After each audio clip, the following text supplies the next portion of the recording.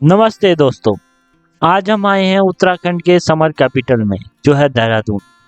तो जैसे कि आपको पता ही है कि हम हल्द्वानी में रहते हैं, तो हल्द्वानी से देहरादून का रास्ता ऑलमोस्ट 5 से 6 घंटा है, ट्रैफिक पे डिपेंड करता है। तो आज हम एक ऐसी जगह पे जा रहे हैं जहाँ सुकून ही सुकून है। तो चलिए चलते हैं। सबसे पहले हम देहरादून में माइंड रोलिंग मोनेस्ट्री में, जो एक तिब्बतन बुद्धिज्म की शान है। तो ऑलमोस्ट 4 घंटे के बाद हम हरिद्वार पहुंच गए थे। तो हरिद्वार के बाद जैसे ही हम देहरादून की तरफ को मुड़े तो वहाँ पे तो बहुत ही जाम लगा हुआ था। और साथ ही साथ जब हम पहले इधर आए थे तो यहाँ काफ़ी कंस्ट्रक्शन चल रही थी। वैसे तो अभी भी चल रही है पर काफ़ी काम हो चुका है यहाँ पे। तो रोड्स तो काफ़ी बढ़िया है। तो जैसे ही यहाँ से हम देहरादून की तरफ को मुड़े तो जाम ही जाम था हर जगह, क्योंकि देहरादून और ऋषिकेश का रास्ता सेम ही है। तो मोस्टली लोग अभी गर्मी के टाइम पे ऋषिकेश की तरफ जा रहे थे, तो इसीलिए यहाँ पे जाम लगा हुआ था। तो हमको ऑलमोस्ट 1 से 1.5 घंटा लग गया इस जाम में फंसे फंसे, और ये हाईवे पे जाम लगा हुआ था। तो जाम से निजात पाते ही हम चल दिए अपनी मंजिल की तरफ। तो चलिए चलते हैं अब आगे को। तो फाइनली हम अपनी पहली डेस्टिनेशन पे पहुंच चुके थे। तो ग्राफिक एरा कॉलेज देहरादून के पास ही है ये माइंड रोलिंग मोनेस्ट्री। तो चलिए चलते हैं यहाँ पे। तो वैसे तो यहाँ बिल्कुल भी भीड़ नहीं थी, और हमारे अलावा ज़्यादा लोग भी नहीं थे, मे बी क्योंकि दिन का टाइम था इसीलिए। और गलियाँ तो यहाँ पे काफ़ी छोटी हैं अंदर की तरफ, पर यहाँ पार्किंग की काफ़ी स्पेस है। तो फाइनली हम पहुँच ही गए थे 6 घंटे बाद।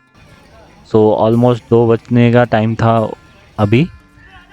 तो 2 बज चुके होंगे, उसी के आसपास हो रहा था। तो ये रहा पूरा मोनेस्ट्री का मैप, और यहाँ पे दिखा हुआ है माइंड रोलिंग मोनेस्ट्री के बारे में।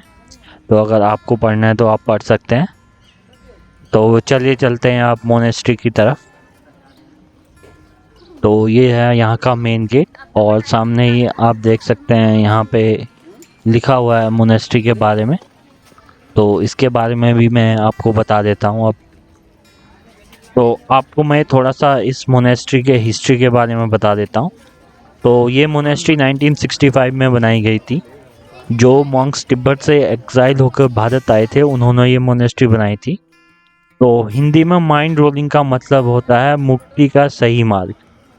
तो चलिए चलते हैं बंदर की तरफ, देखते हैं कि यहाँ पे क्या क्या है देखने को। तो वैसे तो ज़्यादा भीड़ नहीं थी, और ना ही अभी यहाँ इतनी गर्मी हो रही थी, पर यहाँ पे ह्यूमिडिटी बहुत ही ज़्यादा थी। तो इसलिए काफ़ी पसीना आ रहा था यहाँ पे घूमने में। और यहाँ का हर कोना स्पिरिचुअलिटी से भरा हुआ है। प्रेयर व्हील्स को घुमाते हुए आपको एक अलग ही एनर्जी फील होती है, और जहाँ मन की सारी नेगेटिव एनर्जी धीरे धीरे दूर हो जाती है। इस मोनेस्ट्री की सबसे बड़ी अट्रैक्शन है ग्रेट स्तूपा, जो 185 फीट ऊंचा है। स्तूपा एशिया का सबसे बड़ा स्तूपास में से एक है। इसके अंदर आपको बुद्धिज्म से रिलेटेड आर्ट्स, मॉडल्स और एक शांति का महान अनुभव मिलेगा। तो अंदर तो वीडियो रिकॉर्डिंग करना अलाउड नहीं है, तो हमने की नहीं। तो जब आप टेंपल के अंदर जाते हो तो बस एक ही शब्द निकलता है, वाह। एक 35 फीट की गोल्डन बुद्धा की स्टैचू है, और दीवार पर डिटेल्ड पेंटिंग्स हैं जिनमें पूरा तिब्बतन बुद्धिज्म फिलॉसफी दिखाई देती है। यहाँ आपको मॉन्क्स चैंटिंग करते हुए भी मिल जाएंगे। हमें तो कोई मिले नहीं, प्रॉबेबली सुबह और शाम को आपको मिलेंगे। और लोग लैंप जलाकर अपनी विशेष मांगते हैं। इतना पीसफुल इन्वायरमेंट है कि लगता है कि टाइम यहीं रुक गया है। टेंपल के आसपास काफ़ी तिब्बतन कैफ़े, बुक शॉप और छोटी छोटी दुकानें भी मिलेगी। एक गर्मा गर्म तुपका या मोमोज लेना मत भूलना।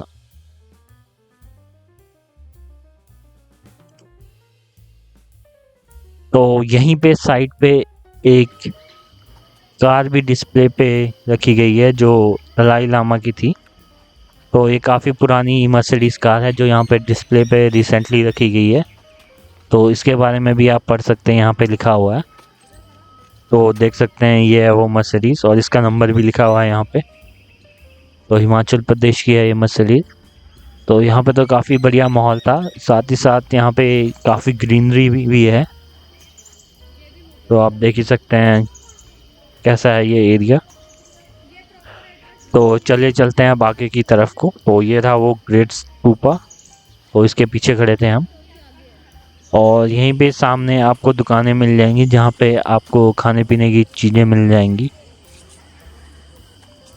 तो हम भी वैसे काफ़ी भूखे थे, तो हमने भी यहाँ से एक दो चीज़ें खाने के लिए ले ली और फिर हम निकल गए साइड की तरफ जहाँ पे इनकी पढ़ाई होती है। और यहाँ पे हॉस्टल्स भी हैं काफ़ी, मैं देख रहा था बच्चे यहाँ पे पढ़ाई कर रहे थे। तो ये रही वो बिल्डिंग। तो इसका तो ये साइड से व्यू है। तो आगे की तरफ से जाने के लिए आपको दूसरी तरफ से जाना होगा। तो अभी हम आगे की तरफ से जा रहे हैं, तो चलिए चलते हैं आगे की तरफ को।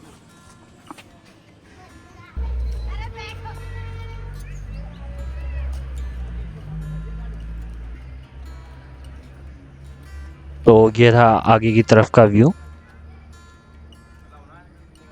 तो आप देख ही सकते हैं कितना सुंदर बनाया गया है यहाँ पे ये।